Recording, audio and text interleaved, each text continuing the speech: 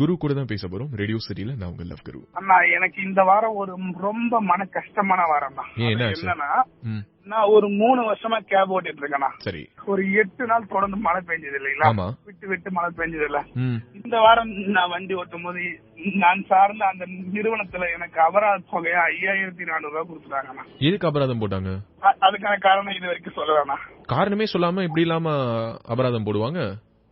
அப்படிதான் இருக்கேன் நிலைமை, என்ன பண்ண முடியும். ஏன் அந்த மழை பெஞ்ச போது நீங்க டியூட்டி எடுக்காம இருந்தீங்களா? இல்லண்ணா, எல்லா பிக்கப்புமே அப்செட் பண்ணிருக்கேன்னா எல்லா வீக்குமே எனக்கு ரேட்டிங் 4.7 தான் வரும். ஆனா இந்த வீக் அந்த வீக்ல 4.85 வந்திருக்கு. ஆனா ஒரு பக்கம் இந்த மாதிரியான ஆப்லாம் வந்ததுக்கு பிறகு நிறைய சம்பாதிக்கிறாங்கப்பா அந்த கேப் ஓட்டுறவங்க அப்படின்லாம் சொல்லி எல்லாரும் பேசினாலும் அதுக்கு பின்னாடி நிறைய பிரச்சனை இருக்குல்ல. ஏத்துக்காதீங்க, நான் 3 வருஷமா கேப் ஓட்டுறேன். ஒரு 1.5 வருஷம் நல்லா சம்பாதிச்சேன். 4 கேப் வச்சிருக்கேன். இப்ப 2 வருஷம் படாத பாடுபடுறேன். எப்படா கேபுக்கு இஎம்ஐ தான் முடியும், எப்படா நம்ம இந்த கேப் தொழில விட்டு போலான்ற கண்டிஷன் எல்லாம் யோசிச்சிருக்கேன். இதுக்கு முன்னாடி என்ன பண்ணிட்டு இருந்தீங்க நீங்க? நான் பெட்ரோல் பம்ப்ல ஒர்க் பண்ணேன் 9 வருஷம். 3 வருஷமா கேப் ஓட்டுறேன். 3 வருஷமா கேப் ஓட்டுறேன். டிரைவர்ல இருந்து ஓன் ஐடி ஒரு சுய தொழில் பண்ணணும்ன்ற ஒரு எண்ணத்துல சரி இனிமேட்டு யாருக்கிட்ட சம்பளத்துல வேலை பார்க்க கூடாதுன்னு ஆரம்பிச்சேன். சூப்பர். அந்த எண்ணத்துல நல்லபடியா போச்சு. ஆனாலும் இப்ப ஒரு வருடமா இந்த கார்பரேட் கம்பெனியால ஒரு சில மன வருத்தங்கள். சரி விடுங்க, ஃபீல் பண்ணாதீங்க. நீங்க எங்க இருந்து உங்க லைஃபை ஸ்டார்ட் பண்ணி எங்கேயோ வந்துட்டீங்க. இதெல்லாம் ஒரு சின்ன இழப்பு, இதெல்லாம் ஒரு சின்ன போற போக்குல அப்படி தட்டி விட்டுட்டு போற மாதிரி போய்கிட்டே இருக்கணும் நீங்க. சரியா? கண்டிப்பா. ரொம்ப சந்தோஷம் உங்க கூட பேசினதுல. எனக்கு என்ன சொல்றது, ஒரு தொழில் அதிபர் கூட பேசிட்டு இருக்கோம், ஒரு தொழில் முனைவோர் கூட பேசிட்டு இருக்கோம் அப்படிங்கிற மாதிரி. ஹாப்பி. தேங்க்யூ. ரொம்ப சந்தோஷம். மிக்க நன்றி. ஸ்டேடியம் ஜெய்ஸ்ரீ கூட தான் பேச போறோம். தெரியும் ஃப்ரெண்ட்ஸ் பத்தி தான் சொல்லுவேன், பட் கொஞ்சம் டிஃபரெண்டா ஆபீஸ் ஃப்ரெண்ட்ஸ் பத்தி சொல்லியே ஆகணும். ஓகே. 2-3 months தான் ஆபீஸ்ல ஜாயின் பண்ணினாங்க. ரொம்ப க்ளோஸ். எங்க டீம் பார்த்தா ஃபேமிலி மாதிரி. யாருமே டீம்னே சொல்ல மாட்டாங்க, ஜஸ்ட் லைக் ஃபேமிலி மாதிரி. எனக்கு காலேஜ்ல அழும்போது ஒரு 10 பேர் ஃப்ரெண்ட்ஸும் சுத்தி இருக்காது. ஒரு 2 years ஆஃப்டர் இன்னைக்கு அது ரொம்ப ஒரு சேஃப்டியான ஒரு இடத்துலதான் இருக்கும், ஒரு அஃபெக்ஷனான பிளேஸ்ல தான் இருக்கும்னு சொல்லி நிறைய இது ஃபீல் பண்ணல. நிறைய ரொம்ப ரொம்ப டீமுக்கு ரொம்ப தேங்க்ஸ் சொல்லணும். அழற அளவுக்கு அந்த அளவுக்கு என்ன விக்ரமன் சார் ஃபேமிலி மாதிரி இருக்கும் போல இருக்கு உங்க ஆபீஸ். இதுக்காக அழலாம் கூட ஆபீஸ் இல்ல, குடும்பம், என்னோட ஃபேமிலி. சரி ஓகே, சாரிமா தெரியாம சொல்லிட்டேன் உங்க ஆபீஸ் அப்படின்னு சொல்லிட்டு. எஸ்பெஷலி டீம் மேனேஜர் அவங்க சப்போர்ட் இல்லனா அந்த டீம் ஒரு கோஆர்டினேஷனோட இருக்காது. நல்லா நங்கூரத்தை போடு, அப்பதான் அப்ரைசல்ல நல்லா ஸ்டார் ரேட்டிங்லாம் அமோகமா வாங்கலான்னு. நடத்து அவங்க கேட்பாங்களா டவுட் தான், பட் ஒரு 2-3 பேர் மிஸ்டேக். உன்னை பத்தி எனக்கு தெரியாதா, இந்நேரம் அதை ரெக்கார்ட் பண்ணி வச்சு நாளைக்கு கொண்டு போய் அவங்க கிட்ட காட்டுவல்ல. இல்ல, என்னோட நேம் லீசா ஆபீஸ்ல, so I am Lisa here girls. அதான் தெரியுது எதுக்காக. எனிவே இந்த சந்தோஷம் எப்பவும் இப்படியே இருக்கணும் அப்படின்னு சொல்லிட்டு நான் விஷ் பண்றேன். உண்மையாவேங்க நம்ம வேலை பார்க்குற இடம் நமக்கு பிடிச்ச மாதிரி அமையறதுலாம் ஒரு கிஃப்ட். இங்க பல பேருக்கு பிடிச்ச வேலை கிடைக்கிறது இல்ல, சில பேருக்கு கிடைக்கிற வேலை பிடிக்கிறது இல்ல. பட் அது எல்லாத்தையும் தாண்டி வேலையும் கிடைச்சு அது வேலை பார்க்குற இடமும் பிடிச்சு அது ஒரு சந்தோஷத்தை அப்படி ஷேர் பண்ணிக்கிறதுங்கிறது ஒரு நல்ல ஒரு விஷயம். முரளி கூட தான் பேச போறோம். இப்போ என்னன்னா, ஆக்சுவலா நான் டெலிபைன்ற ஒரு கம்பெனில ஒர்க் பண்ணிட்டு இருக்கேன். சரி. அது பண்ணும்போது என்னன்னு பாத்தீங்கன்னா, 2 வீலர் பெட்ரோல் இல்லாம ஒரு இடத்துல நின்று போச்சு. ஓகே. நெக்ஸ்ட் பெட்ரோல் பங்க் 3 கிலோமீட்டர்ஸ்ன்ற பட்சத்துல நைட் டைம்ல என்னால எதுவும் பண்ண முடியல. ஓகே. அப்போ அருகில இருந்த ஒரு முஸ்லீம் நண்பர் எனக்கு அவர் வண்டியை நிப்பாட்டி அவர் வண்டியில இருந்து பெட்ரோல் புடிச்சு எனக்கு கொடுத்து அந்த ஒரு ஹெல்ப் பண்ணாரு. ஓகே. மறுபடியும் கொஞ்ச நாள் கழிச்சு ரம்ஜான் அப்போ ஒரு ஃபேமிலி ஹஸ்பண்ட் அண்ட் ஒய்ஃப் இதே மாதிரி மிட் நைட்ல ஒரு 11 o'clock இருக்கும். அவங்களும் பெட்ரோல் இல்லாம நின்னாங்க. சோ என் வண்டியில இருந்து மறுபடியும் அவங்களுக்கு பெட்ரோல் கொடுத்து ஹெல்ப் பண்ணேன். மத்தவங்களுக்கு செய்யற ஒரு உதவின்றதுனால ஒரு மகிழ்ச்சி கிடைக்குது பாத்தீங்களா, அதுக்கு அளவே இல்ல. கிரேட். எங்கெங்கெல்லாம் உங்களுடைய கண்களுக்கு இந்த மாதிரி உதவி தேவைப்பட்ட நபர்கள் பார்க்கறீங்களோ அங்கெல்லாம் உதவுங்க. கண்டிப்பா நீங்க பண்ணுவீங்கன்னு எனக்கு நம்பிக்கை இருக்குது. தேங்க்யூ. இந்த நேரத்தில் உங்களுடைய உணர்வுகளை பகிர்ந்ததுக்கு நன்றி.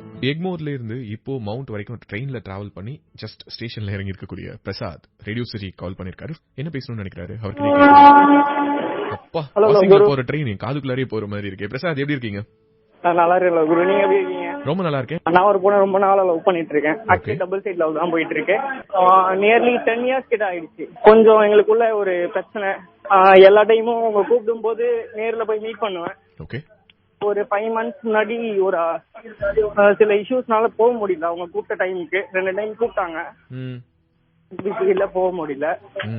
ஸோ அவங்க மேல கோவப்பட்டு என்கிட்ட பேசாம இருக்காங்க இது வரைக்கும்.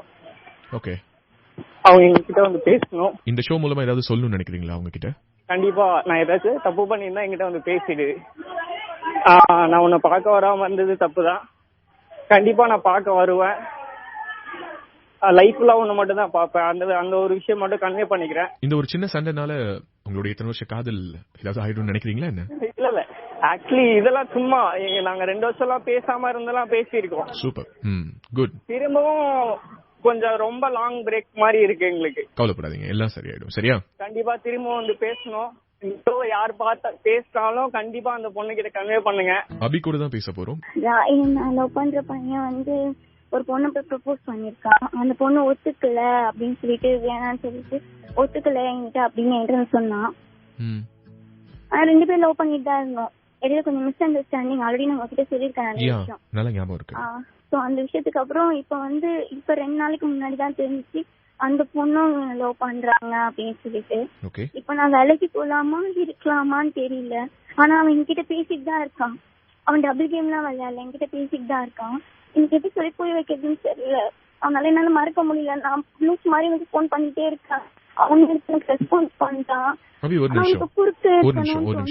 நிமிஷம்.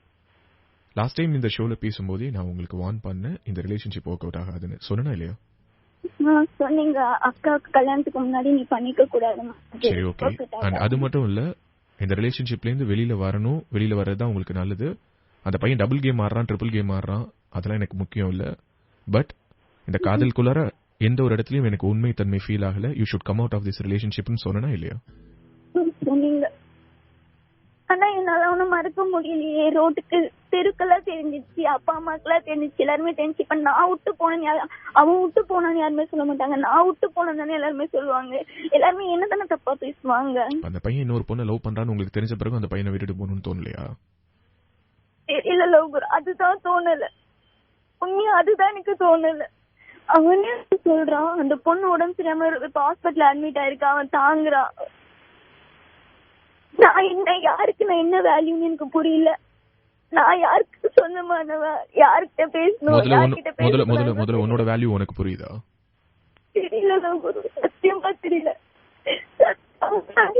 உங்ககிட்ட நிறைய வாட்டி கேட்டிருக்கேன், என்கிட்ட பேசுங்க லவ் குரு, பேசுங்க லவ் குரு. நார்மல் பொண்ணு அந்த பிரச்சனை இல்ல. என்னை பத்தி தப்பா பேச உலகத்துல நான் அப்படிப்பட்ட பொண்ணு இல்லையா? என்னால கேரி பண்ணி வர முடியல. வாழ்னா அவன் கூட வாழ்ந்தேன்னு யாருமே பேச மாட்டாங்க. அப்படி நான் வாழலன்னு ஊரே பேசுவோம். எனக்கு அந்த ஒரு விஷயம் தான், வேற எதுவுமே. பட் அந்த பையனுக்கு வேற ஒரு பொண்ணு பிடிச்சிருக்குது. விட்டு கொடுக்கணும்ல, விட்டு கொடுத்துட்டு வந்துடணுமா? சொல்லுங்க, வந்துடுறேன். விட்டுட்டு போறவங்களை நம்ம எப்படி விட்டு கொடுக்க முடியும்? அவன் தான் விட்டுட்டு போறதுக்கு ரெடியா இருக்காங்க. ஒவ்வொரு தடவை பேசும்போதும் தன்னுடைய காதலால திக்க முக்கார வைப்பாங்க சுமிதா. என்ன பகிர்ந்துக்கணும்னு நினைக்கிறீங்க, சொல்லுங்க. லவ்குரு இது சொல்லாமான்னு தெரியல. நான் லாஸ்ட் 9 days ஹாஸ்பிட்டல் இருந்து லாஸ்ட் வெட்னஸ்டே தான் டிஸ்சார்ஜ் ஆகி வந்தேன். ஓகே. சூசைட் அட்டெம்ப்ட் பண்ணேன். என்ன சொல்றேன்னு தெரியல. 9 days ஹாஸ்பிட்டல்ல தான் இருந்தேன். எனக்கு சர்ப்ரைஸ் கொடுக்கலாம்னு யூடில இருந்து வந்தவருக்கு நான் ரொம்ப பெரிய சர்ப்ரைஸ் கொடுத்துட்டு ஹாஸ்பிட்டல்ல பார்த்துட்டு. எப்படி உங்களால இதெல்லாம் முடியுது? உங்களுடைய லவ் ஸ்டோரியை கேட்டு நிறைய பேர் எனக்கு இப்பெல்லாம் மெயில் பண்ணிட்டு இருக்காங்க. நேத்து கூட ஒரு மெயில் வந்துருந்துச்சு. இப்படி எல்லாம் ஒரு லவ் இருக்குமா, அவங்களுக்கு கண்ணுல இவ்வளவு பிரச்சனை, அதெல்லாம் மீறி அவர் ராஜேஷ் கல்யாணம் பண்ணிருக்காருன்னு அவர் ஒரு ஆதர்ச ஹீரோ மாதிரி எல்லாம் பாக்குறாங்க. நீங்க எப்படி இந்த மாதிரியான ஒரு பைத்தியக்காரத்தனமான முடிவுக்கு போனீங்க? பைத்தியக்காரத்தனம் முடிவும் இல்ல. அப்படின்னா நாங்களாம் சும்மாவா? சொல்ல முடியாத பிரச்சனை நிறைய. என்ன பிரச்சனை? சோ இப்போ நீங்க சூசைட் பண்ணிருந்தீங்கன்னா உங்க பையனை யார் பாப்பா? ஏதாவது ஒண்ணு கிடைக்கும் ஆயிருந்ததுன்னா யார் பிளாக்மெயில் பண்ணி என்ன டைவர்ஸ் பேப்பர்ஸ் சைன் பண்ணி வச்சிட்டாங்க. சரிங்க, அதுக்காக பையனும் இல்லாம ஹஸ்பண்ட் இல்லாம என்னால எப்படி இருக்க முடியும்? நீங்க இல்லாம அவங்க 2 பேரும் இருந்துவாங்களா? இருக்க மாட்டாங்க. நான் ஹாஸ்பிட்டல்ல இருந்து 1 hour எப்படி ஒரு சூசைட்ங்கிறது இதுக்கு எல்லாத்துக்கும் ஒரு சொல்யூஷன் கொடுக்கும் நீங்க எப்படி நம்புறீங்க? நீங்க செத்து போயிட்டீங்கன்னா அவருக்கு எந்த விதமான பிரச்சனையும் இருக்காதா? அப்புறம் வீட்டுக்கு வந்து இதே கேள்விதான் என்கிட்ட கேட்டாரு. பையன் கூட விவரம் தெரியாத பையன். 4 அறை விட்டு கேட்டிருக்கணும், அவருக்கு அந்த உரிமை இருக்குது. அவர் திட்டல. ஆக்சுவலா அதான் எனக்கு ரொம்ப ஹர்ட்டிங்கா இருக்கு. திட்டல. அவர் வீட்டுக்கு வந்தாலே முதல் கேள்வி கேட்டாரு. எவ்வளவு கஷ்டத்தோட உங்களுக்கு கண் பார்வை அவ்வளவு கம்மியா வச்சுட்டு நீங்க எனக்கு பக்கமா 15 பக்கம் 20 பக்கத்துக்கு லெட்டர் எழுதி அனுப்பிட்டு இருக்கீங்க. உங்களுடைய கான்பிடன்ஸ் லெவலை பார்த்து நானே பல தடவை அந்த லெட்டர் ஒவ்வொரு தடவையும் எடுத்து பார்ப்பேன். அந்த ஜஸ்ட் கையில எடுத்து பார்த்தனாலே எனக்கு அவ்வளவு ஒரு சிலிர்ப்பா இருக்கும். என்ன நீங்க இந்த மாதிரியான வேலை பண்ணிருக்கீங்க சுமிதா? அந்த டைம்ல எடுத்த பைத்தியக்காரத்தனமான முடிவு. இன்னொரு தடவை இந்த மாதிரி விஷயம் பண்ணீங்கன்னா அதோட மறந்துருங்க. இந்த ரேடியோ சிட்டில இங்க லவ் குருன்னு ஒருத்தன் உட்கார்ந்துருக்காங்கிறதையும் மறந்துருங்க. சரியா? சென்னையில தான் இருக்காரு. அவரு கேட்டாரு என்கிட்ட, வீட்டுக்கு வந்தோடனே முதல் கேள்வி கேட்டாரு, நீ இல்லாம பையன் கூட இருந்துருவான், நான் எப்படி இருப்பேன் நீ யோசிச்சு பாத்தியா, அவன் விவரம் தெரியாத பையன், அவன் வாழ்ந்துருவான் பாத்தியான்னு கேட்டாரு. அதான் எனக்கு ரொம்ப இன்னும் நான் இல்லாம அவர் இல்லாம நான் இருப்பேன்னு யோசிச்சேன். பட் அவர் இல்லாம நான் எதோ பண்ண போறேன்னு. அப்புறம் அவ்வளவு நடந்ததுக்கு அப்புறம் கூட அவர் ஒரு வார்த்தை என்கிட்ட கேட்டார், சைன் பண்ணிட்டல, டிவோர்ஸ் எப்ப சைன் பண்ணிட்டல, எல்லாம் முடிஞ்சிச்சு, அதோட தூக்கி போட்டுரு, திருப்பி தான் பண்ணிக்கலாமான்னு கேட்டாரு. பதில் சொல்லல. ரேடியோ சிட்டில சொல்லணும்னு நினைச்சேன். கல்யாணம் பண்ணிக்கலாமா சாப்பிட்டு இருக்க. சாரி. தயவு செய்து இப்ப அதை கேட்டுட்டு இருக்கீங்கன்னா Rajesh, please take care of her. Sangeetha கூட தான் பேச போறோம். என் மாமு கூட சண்டை போட்டேன், எனக்கு ரொம்ப கஷ்டமா இருக்கு, அவன்கிட்ட சாரி சொல்லணும். என்ன காரணத்தால இந்த சண்டை? ஆக்சுவலா எனக்கு டியூட்டி ஒர்க்ல இருந்துட்டேன்னா அன்னைக்கு 6 அன்னைக்கு டியூட்டி சேஞ்ச் ஆயிடுச்சு. என்னால இன்ஃபார்ம் பண்ண முடியல. அன்னைக்கு நிறைய டைம்ஸ் கால் பண்ணிருக்காங்க, என்னால பிக் பண்ண முடியல. அதுக்கப்புறமா நான் ட்ரை பண்றேன், அவங்க எடுக்கவே இல்லை. அட்டன் பண்ணி நீங்க எப்போ ஃப்ரீயா இருக்கோ அப்ப கால் பண்ணிட்டு வச்சுட்டாங்க. அதுக்கப்புறத்துல இருந்து இது 2 இயர்ஸ் ஆயிடுச்சு. இது வரலும் நாங்க அந்த மாதிரி பேசாம இருந்ததே இல்லை. எவ்வளவு நாள் ஆச்சு இப்போ பேசிக்காம இருக்கீங்க? 5 days ஆகுது பேசுறதே இல்ல. அவங்களால இருக்க முடியாது பேசாம ஒரு நாள் கூட. இந்த சைலன்ஸ் யாராவது ஒருத்தங்க உடைச்சிட வேண்டியதானே? இந்த வருஷத்துல இந்த மாதிரி இருந்ததே இல்ல. இந்த 5 days எனக்கு ரொம்ப கஷ்டமா போயிட்டு இருக்கு. இப்படி சொல்றதுன்னு எனக்கு தெரியல. ஏதாவது சொல்லணும்னு நினைக்கிறீங்களா அவர்கிட்ட இந்த ஷோ மூலமா? கண்டிப்பா. சாரி மாமு, நான் எனக்கு என்ன சொல்றதுன்னு தெரியல. ப்ளீஸ் என்கிட்ட பேசாம நீ ரொம்ப கஷ்டப்படுவேன்னு எனக்கு ரொம்ப நல்லாவே தெரியும். ப்ளீஸ் நான் கால் பண்ணா பேசு, நீயும் கால் பண்ணு ப்ளீஸ். பேர் சொல்ல விரும்பல லவ்குரு. 6 வருஷ காதல், காஸ்ட் தான் மிக முக்கியமான பிரச்சனை. இப்ப நான் விட்டு கொடுக்கறத முடிவுக்கு வந்துட்டேன். என்னுடைய அம்மா அப்பாவுக்கு நான் நிக்க போறேன்.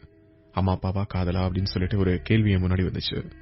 நான் அம்மா அப்பாவை சூஸ் பண்ணிருக்கேன். ஆனாலும் இந்த வலி எனக்கு ரொம்ப கடுமையான மன உளைச்சலை கொடுக்குதுன்னு சொல்லியிருக்காங்க. இப்ப எனக்கு 28 வயசு ஆகுது, அவனுக்கு 29 ஆகுது. 6 வருஷமா அந்த காதல் போயிட்டு இருக்கு. 2015லயே அவன் கிட்ட சொன்னேன் செட்டில் ஆகு அப்படின்னு சொல்லிட்டு. இப்போ வரைக்கும் 30,000 ரூபாய் சம்பளம் வாங்குறான். என்னுடைய வீட்டுல ஆரம்பத்துல இருந்து என்ன சொல்லுவாங்கன்னா, 2 பேருக்கும் ஒத்து வராத 2 காஸ்ட், அவங்க ஃபேமிலி ஸ்டேட்டஸ் வேற, நம்ம ஃபேமிலி ஸ்டேட்டஸ் வேற, இது வேணான்னு சொன்னாங்க. அப்பெல்லாம் எவ்வளவோ ஃபைட் பண்ணேன். ஆனா போக போக என்னுடைய மனசுக்குள்ளார அவங்க சொல்றதெல்லாம் சரியோங்கிற ஒரு எண்ணம் உருவாக ஆரம்பிச்சது. அவன் உருவாக்குனான், மாறி எங்க அம்மா அப்பா முன்னாடி நிக்கணும், நீ வேற மாதிரி நிக்கணும்னு சொன்னேன். அவன் மாறவும் இல்ல, வேற மாதிரி நிக்கவும் இல்ல.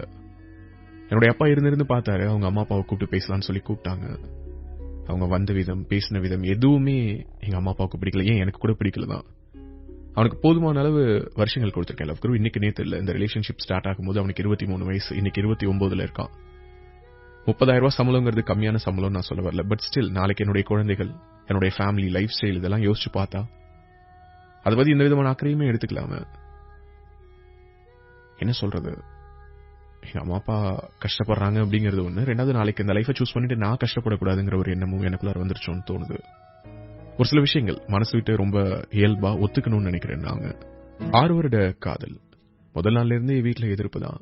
இல்ல காஸ்ட் வேற வேற, ஸ்டேட்டஸ் வேற வேற வேணான்னு சொல்லியிருக்காங்க. அப்பெல்லாம் போறான்னு அந்த தோழிக்கு இப்போ வேணாங்கிற ஒரு முடிவு எடுக்கலாங்கிற மனநிலை வந்துருச்சு. அதற்கு பின்னாடி வேற என்ன காரணம் இருக்க முடியும்? இல்ல போதும் அப்படிங்கிற ஒரு எண்ணத்தை தவிர. அந்த தோழி இப்பவும் மனசுக்குள்ளார ஒரு மிகப்பெரிய ஆதங்கத்தை சுமந்தபடிதான் இருக்காங்க. அதை பத்தி பேசியிருந்தாங்க.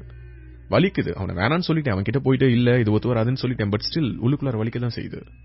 எங்க அம்மா அப்பா சம்மதத்தோட அவனுடைய ஸ்டேட்டஸ் உயர்ந்து நல்லபடியா இந்த கல்யாணம் நடந்துராதா அப்படின்னு சொல்லிட்டு நான் நினைக்கிறேன். பட் அதுக்கான எந்த விதமான ஸ்டெப்பும் அவன் எடுக்கல. எங்க அம்மா அப்பா இதுக்கு மேல கஷ்டப்படுத்த விரும்பல. அதனாலதான் இப்படிப்பட்ட ஒரு முடிவு எடுத்தேன். ஆனா எனக்கு இது ரொம்ப வலியா இருக்குது. நான் இல்லாம அவன் எப்படி இருப்பான்னு எனக்கு தெரியல. பட் அவன் இல்லாம நான் ரொம்ப கஷ்டப்படுவேன்னு எனக்கு தெரியுது. இப்ப கூட அவன் திரும்ப என் வாழ்க்கையில வந்துடணும்னு நினைக்கிறேன். ஆனா இப்படி இல்ல, நான் நினைக்கிற மாதிரி அவன் ஏன் வரமாட்டேங்கிறான் அப்படிங்கிற ஒரு கேள்விதான் எனக்குள்ளார ஓடுது. அவனே என்கிட்ட கேட்கிறான், ஏன் எனக்காக நீ ஃபைட் பண்ண மாட்டியான்னு. தெரியல, சத்தியமா தெரியல. ஏன் காதல் இவ்வளோ வலியா இருக்குது, என்னால இதை புரிஞ்சுக்கவே முடியலன்னு சொல்லியிருக்காங்க. நீ இல்லைன்னா நான் இல்லை, நான் இல்லைன்னா நீ இல்லைன்னு 2 பேருமே காதலிக்கக்கூடிய நபர்கள். அந்த 2 பேரும் நினைக்கிற வரைக்கும் தான் அந்த காதல் ரொம்ப ஸ்ட்ராங்கா இருக்குன்னு அர்த்தம். அதுல யாராவது ஒருத்தங்க அவங்க இல்லைனாலும் நாம இருந்துருவோம், நாம இல்லைனாலும் அவங்க இருந்துருவாங்கன்னு நினைச்சிட்டாங்கனாலே அந்த இடத்துல காதல் டைல்யூட் ஆக ஆரம்பிச்சிரும். ஒரு பெயர் குறிப்பிட விரும்பாத தோழியின் மின்னஞ்சல தான் பகிர்ந்துக்கிட்டேன். 6 வருட காதல். முதல் நாள்ல இருந்தே வீட்டுல எதிர்ப்பு தான். வெவ்வேறு காஸ்ட், வெவ்வேறு ஸ்டேட்டஸ் வேண்டாம்னு சொல்லிக்கிட்டே இருந்திருக்காங்க. அப்பெல்லாம் தெரியல. நான் 2 வருஷத்துக்கு முன்னாடி இந்த தோழி ஒரு டார்கெட் வச்சிருக்காங்க. சீக்கிரமா நீ செட்டில் ஆகணும், என் வீட்டுல வந்து நீ பொண்ணு கேட்கும் போது அவங்க ஒன்னு அக்செப்ட் பண்ணிக்கணும்னு. அதற்கான தகுதி அந்த நபர் எட்டல அப்படிங்கிறது இந்த தோழியுடைய கருத்து. மாசம் 30,000 தான் சம்பளம் வாங்குறாரு. 30,000 சம்பளத்தை வச்சு எப்படி வாழ முடியும்னு. ஆக்சுவலி இங்க என்ன பிரச்சனைனா, நம்முடைய தேவைகள் என்ன அப்படிங்கறது நாம தான் தீர்மானிக்கிறோம். யானை வாழக்கூடிய இதே ஊர்ல தான் எறும்பும் வாழுது. அதனால 30,000 சம்பளத்துல வாழ முடியாதுங்கிறதுனால அந்த பையனை வேணான்னு சொல்றேன் அப்படின்னு சொல்லாம நேரடியாவே சொல்லலாம்.